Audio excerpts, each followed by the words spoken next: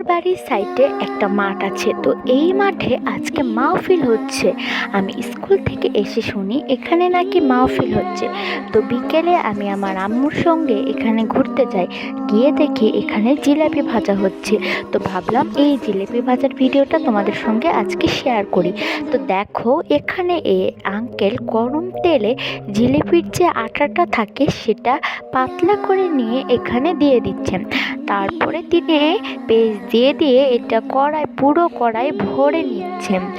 এই কড়াইটা দেখে মনে হয় এটা অনেক গভীর, কিন্তু না, এটা একদমই গভীর না। এটা দেখতে ফ্রাই প্যানের মতো কিছুটা, কিন্তু এটা ফ্রাই প্যান না, এটা একটা কড়াই।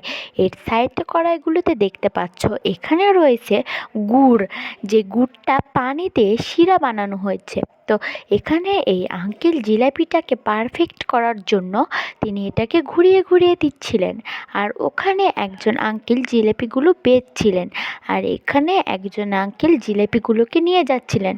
তারপরে একটা আন্টি আর তার মেয়ে জিলাপিগুলো কিনে নিলেন, আমরা দেখতে পেলাম। এই আঙ্কেল বারবার এসবকে ঘোরাচ্ছিলেন, আর এই মাহফিলটা অনেক ভালো হচ্ছিল। আমাদের বাসা থেকে শোনা যাচ্ছিল, কারণ আমাদের বাসা আর এই মাঠটা প্রায় পাশাপাশি।